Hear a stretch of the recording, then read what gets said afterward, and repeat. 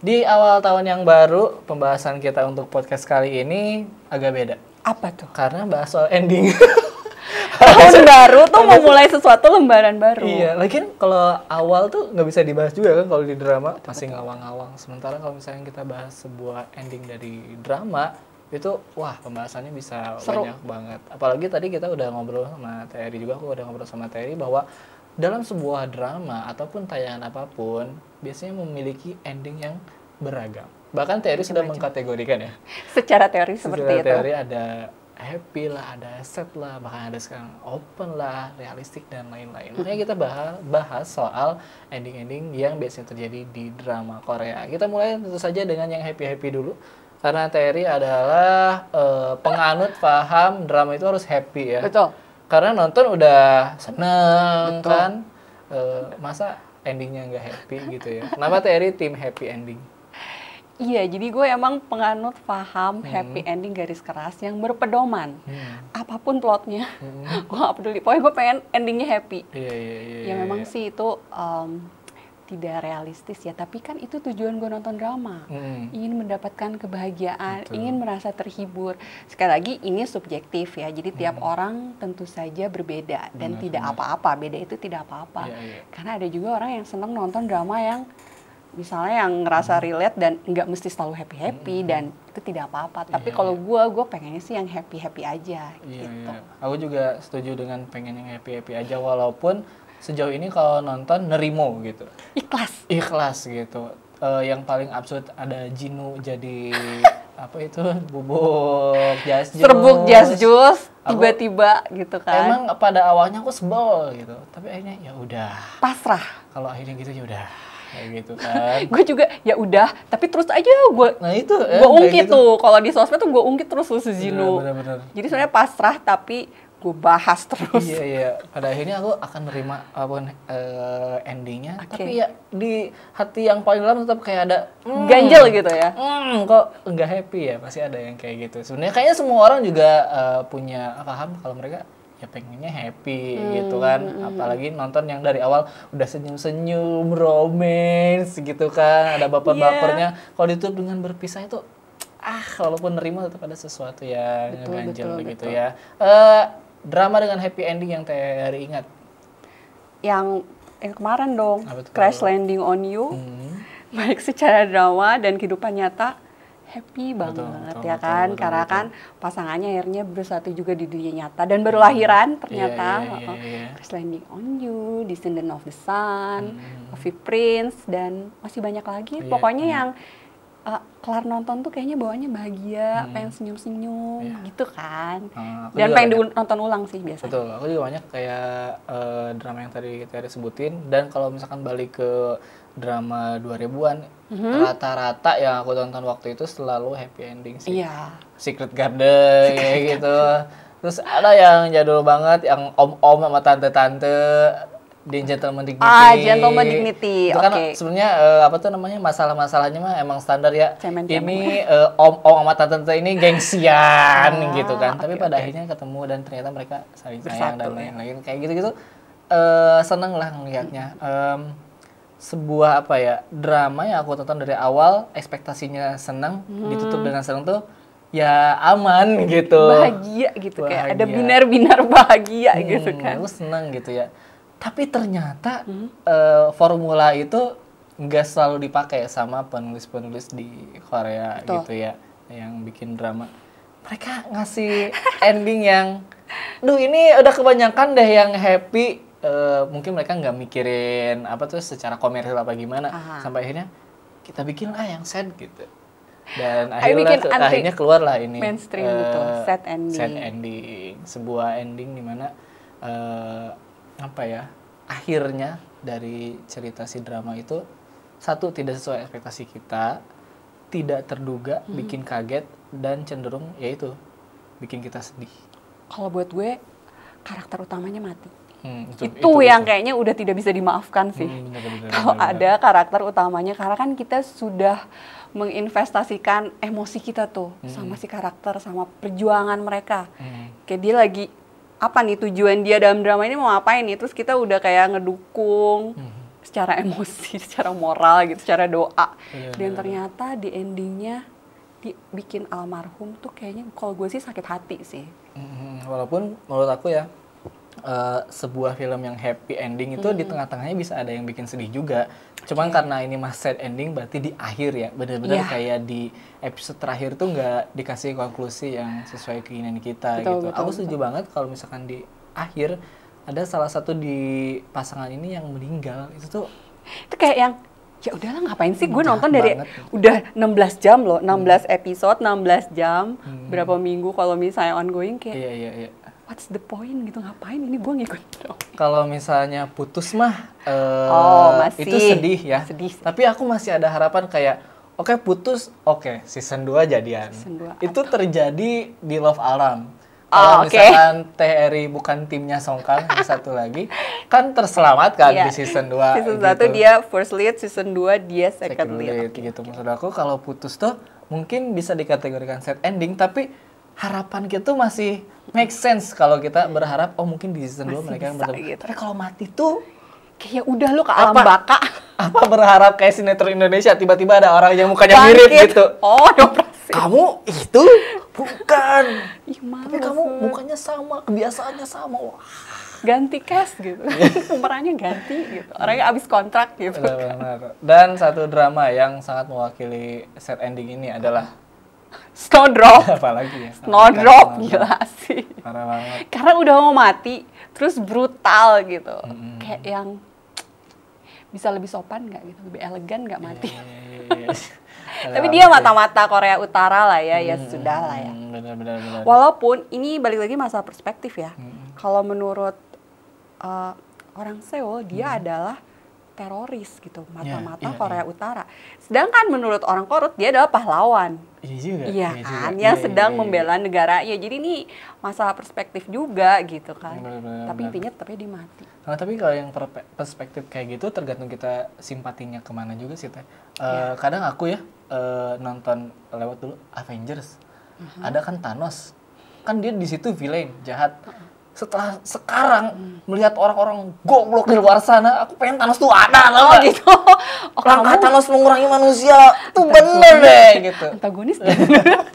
Maksud aku ya kalau yang kayak gitu jadi jatuhnya perspektif gitu ya. Oke. Dan sad ataupun happy juga balik lagi ke perspektif. Iya, betul. Kalau aku nyari ngasih contohnya Reply 1988. Oke. Sebagai tim Coytek, drama ini sangat bagus.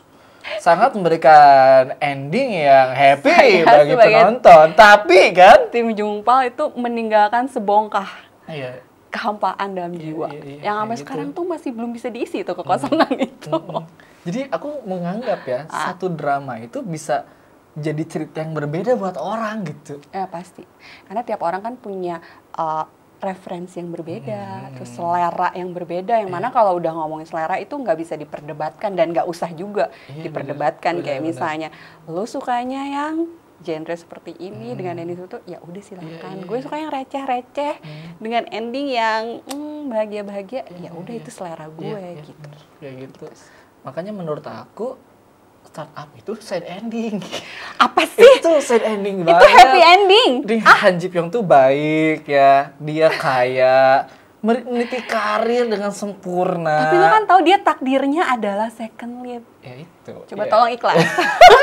Berat mau jadi Tapi second lead juga jadinya perspektif juga. Oke. Menurut aku nonton itu nungguin Han Ji Pyong. Oke, Pas oke. 6 dosen aku skip. Oh ya ampun jahat banget. Ya suka ya kalau balik lagi ke Betul, masalah. perspektif sad ataupun happy itu ya, balik lagi ke kita. Ya, Karena ya. ternyata ketika kita menonton drama, kita menyalin cerita kita sendiri gitu. Iya. Kita melakukan apa ya harapan kita sendiri pada drama itu. Iya, Tergantung iya. kita simpatinya ke karakter yang Ya, mana. jadi sebenarnya Kayak gitu. kekecewaan kita itu berbanding lurus dengan harapan kita. Kalau lo ngarepnya ya begitu, ya makanya ketika nonton drama ya pelajari dulu genrenya. Karena biasanya biar kita tidak ada ekspektasi berlebihan kan. Terus ada juga ya, kadang ngomongin Kim Son Ho barusan Hometown Cha-Cha-Cha. Ah, oke. Itu kan happy ending. Happy ending, Happy ending. Aku merasa wah ini drama healing. drama healing itu. Awalnya di kampung, Aha, kan iya, ada iya. orang kota ke kampung tuh udah Bukan pasti healing kan? ikan. Kan kayak FTV gitu Iya, kan, iya, iya, iya. terus kayak pacaran sama warlock, warga lokalnya, Oke. sama Kim Son Ho gitu.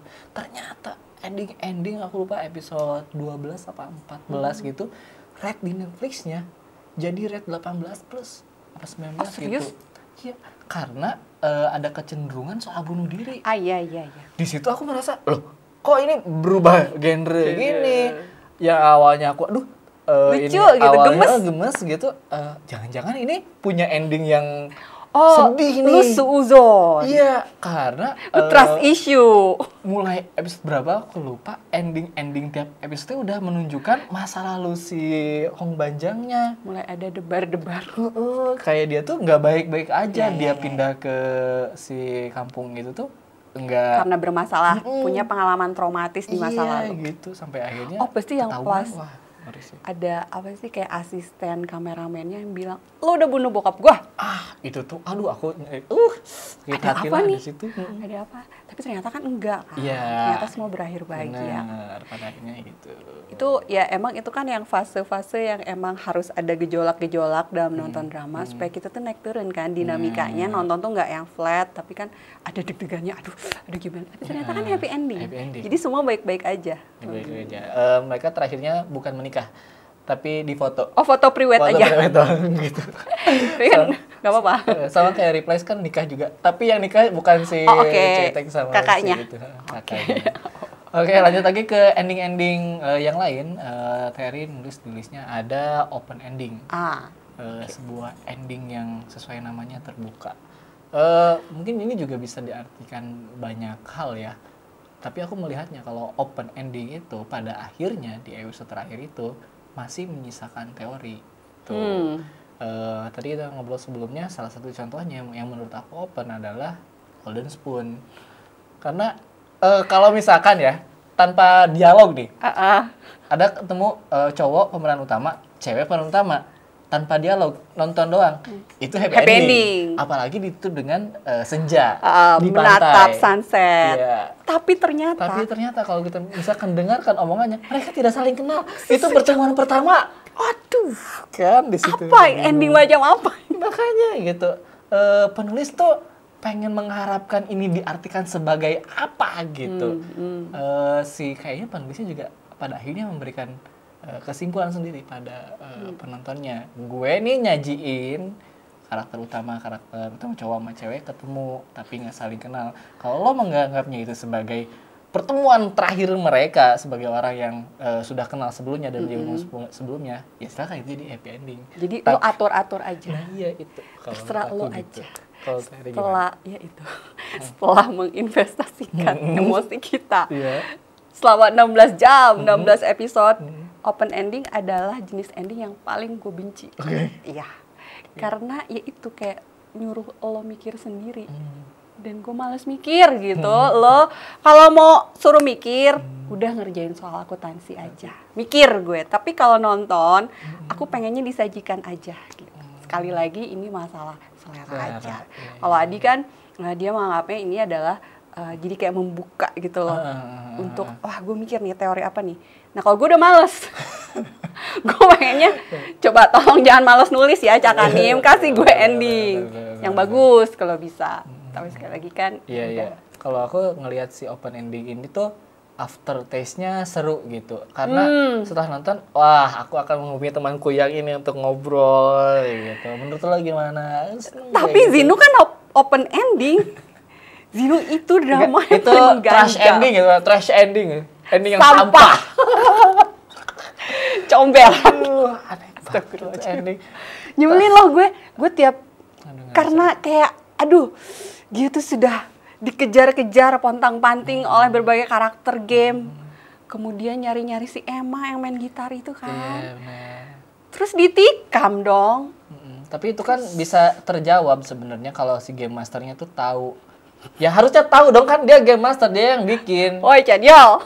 Pas ditanya, gimana kemana situ? Kok juga nggak tahu. Wah. Broken itu drama. Aduh. Hyun Bin. Oke. Drama terburuk Hyun Bin itu deh kayaknya. Ending terburuk. Ending terburuk. Karena episode awal itu intens banget gitu. Intens banget dan gue tuh menurut gue ini bagus banget gitu dramanya. Setiap kali ada latar lagu gamenya itu. Klasik gitu. Itu kan kita yang, wah keren nih dia mau masuk kemana nih, game berikutnya, level berikutnya kayak gimana. Itu intens banget. Tapi kenapa endingnya bisa kampret kayak gitu? Itu udah nyuruh-nyuruh gue mikir loh. Gue gak suka main game, suruh mikir, males. Makanya itu padahal ya kalau tadi ngomongin episode awalnya si Alhambra itu ini drama yang mahal. Sangat. Cash-nya. Efeknya. Gila itu dia tuh kayak berantem sama karakter game kan dia pakai pedang. Itu tuh keren banget sih menurut gue. Lokasi dan lain-lain. Tapi dikasih ending kayak gitu nggak tahu lah ya. Tapi kalau buat yang suka endingnya maaf. Gak ada sih nggak tahu. Kayaknya si penulisnya juga, gue nyesel deh ini gini. Bisa diulang lagi. Gue ditandain dong penulisnya. Tandain lo gitu. Tandain guys. Ya kurang lebih gitu soal open ending, dimana sebuah ending ini kalau menurut aku kembali lagi ke penonton, kalian mau menyimpulkan endingnya ini seperti apa dan misalkan teori biasanya. Nah dan yang open ini mengopen dramanya untuk season berikutnya biasanya. Kalau begitu sih masih rada nggak apa-apa nih. Tapi kalau yang enggak kan ngeselin. Iya, ngeselin sih bener. Berarti kalau harusnya disisain satu lagi ending yang gantung. Ya gantung itu kan open. Terbuka untuk berbagai kemungkinan. Iya itu yang open. Kurang lebih itu yang open ya. Dan yang terakhir ada satu open lagi. Ada satu ending lagi yang kita sebut sebagai realistic ending. Ini baru terjadi kemarin ya. Yang mana gue benci juga, aduh maaf. Karena banyak yang suka dengan realistic ending karena realistis gitu loh. Jadi tuh endingnya tuh gimana sih ini realistis? Kalau realistis tuh lebih kayak sesuai artinya realistis. Jadi kayak misalnya di Ribbon Ridge kita ambil si Hyunwoo itu nggak balikan sama si Minyoung karena secara realnya mereka memang bukan pasangan sebelumnya. Kalau ternyata Hyunwoo ini memang adalah Dojun, realnya mereka ya ini lagi pacaran lagi. Udah dilamar kan itu. Kalau yang ini aku sebagai Hyunwoo tidak memiliki hubungan apa-apa dengan Minyoung. Jadi gue mah realistis aja. Nggak. Sekarang di ending nih ya berpisah gitu. Kalau ternyata ada Ribbon Ridge 2 dan yang mana kayaknya enggak akan. Iya, tapi Hyunwoo punya perasaan, ya mungkin bisa lanjut gitu. Tapi kalau untuk ending realistis, ya ending ini nggak mungkin gitu. Jadi tuh realistic ending itu tujuan utama dari drama tersebut menurut gue tidak tercapai. Jadi hal-hal yang sudah dibangun oleh para karakternya itu nggak berhasil dicapai. Benar. Tapi kok mereka baik-baik aja dan mereka bisa menjalani hidupnya dengan ya udah bahagia-bahagia aja. Yang mana kita sebagai penonton yang udah kayak apa sih kayak berharap dan udah ngikutin perjuangan mereka dari episode 1 itu belum ikhlas. Jadi tuh kayak mereka happy tapi gue kok nggak ikhlas gitu loh. Ya nggak usah jauh-jauh, Naehido dan Baek Jin kan nggak bersatu. Tidak bersatu. Dan kita masih nggak ikhlas, gue sih yang nggak ikhlas. Ya tapi mereka menjalani hidupnya dengan baik-baik aja gitu. Naehido punya anak, Yijin kayaknya masih jomblo tapi dia udah jadi anchor, jadi pembawa berita. Berarti dia mencapai cita-citanya ya. Iya. Tapi kita yang udah nge-ship mereka dari awal tuh kayak kok gue yang hancur gitu. Mereka yang biasa-biasa aja gue yang hancur gitu. Ternyata apa yang real untuk dramanya tidak real untuk perasaan kita gitu. Kok bisa nggak sama? Kayaknya gitu. Dan yang 25-21 itu menurut aku itu salah satu yang paling real gitu. Karena di awal emang dikasih tahu ada Kim Min-chae anaknya tuh Kim gitu depannya. Sementara yang cowok ini Baek depannya gitu. Nggak ada sejarahnya yang namanya Baek tuh berubah jadi Kim di sejauh ini drama ya. Mungkin entah di kenyataannya seperti apa. Atau mungkin Baek Jin ini ternyata nama panggung selama ini gitu ya. Karena dia mengubah namanya soalnya dikejar penagih hutang debt gitu. Collector. Itu jadi ending yang bagus sebenarnya kalau misalkan mau disatuin. Sebenarnya Naehido nama aku bukan Baek Jin tapi Kim Sun Hyun misalnya. Kok bisa? Soalnya aku lagi dikejar debt collector. Pinjol. Jadi anaknya Kim Min Chae. Kim Min Chae juga akhirnya dikasih tahu kan, loh ibu kok nama ayahku Baek Jin? Iya sebenarnya dia tuh pakai nama palsu. Tuh jadi ending yang bagus. Ending yang nggak masuk akal kayak gini aja gue terima. Mereka happy, tau gak sih? Apapun plotnya, yang penting happy, gue mah receh gitu. Kayak gini aja gue mah terima aja, ya udah iya di. Gitu. Jadi bisa kan sebenarnya. Tapi itu yang paling realistis karena dari awal mereka emang harusnya tidak. Dan yang nyebelin adalah kayak oke, kalau misalnya sad ending gue bisa menghujat gitu. Open ending gue bisa melontarkan sumpah serapah. Tapi kalau realistic ending, kayak gue mau ngehujat orang-orang, tapi kan realistis teh. Iya sih. Iya, jadi gue yang iya sih. Ada satu scene yang realistis banget menurut aku di 2521 ini. Ada satu momen si Nahido sama Baek Jin belum pacaran, tapi mereka sudah tumbuh perasaan-perasaan itu. Terus tiba-tiba mereka kepisah, ketemu lagi. Nahidonya bawa cowok. Kenalin, ini pacar aku. Pengen nyobain. What? Terus episode sebelumnya tuh kalian udah ada chemistry. Episode berikutnya, kenalin ini pacar aku. Wah, itu aneh banget. Terus jadiannya tuh iya, karena pengen nyoba pacaran. Iya. Yang mana wajar-wajar aja. Wajar kan, dia masih SMA waktu itu. Belum pacaran lagi. Iya, itu dibilangnya sempat kayak perbedaan usia mereka tuh kayak nggak bagus lah. Apa sih? Karena ya kan 25, 21. Berarti pertemuan pertamanya tuh pas dia masih di bawah 21 usianya. Dan wajar aja lah, pengen pacaran kan, ABG gitu. Dan pada akhirnya walaupun ya putus kan. Tapi itu mah semuanya udah bisa nebak. Ya ini mah cinta monyet gitu kan. Tapi ya realistis. Siapa sih cowoknya jadi cameo? Gue lupa sih. Kalau nggak salah. Tapi adalah itu cowoknya cameo. Choi Tae-jun kalau nggak salah ya. Iya. Suaminya Park Shin Hye ya. Iya. Ya, itulah dia ending-ending yang biasa terjadi di sebuah drama Korea. Penuh perdebatan teman-teman ya. Kembali lagi pada kesenangan kalian sendiri, paham kalian sendiri. Senangnya ending seperti apa. Udah dikasih banyak pilihan. Silahkan pilih yang menurut kalian favorit kalian. Segitu aja untuk podcast kita kali ini. Aku lupa ini belum ada timernya. Semoga 20 menitan. Ya udah, kalau kalian suka jangan lupa untuk like, comment, share, dan juga subscribe. Terima kasih. Kamsahamnida. Annyeonghaseyo. Annyeong. Lo nggak pakai.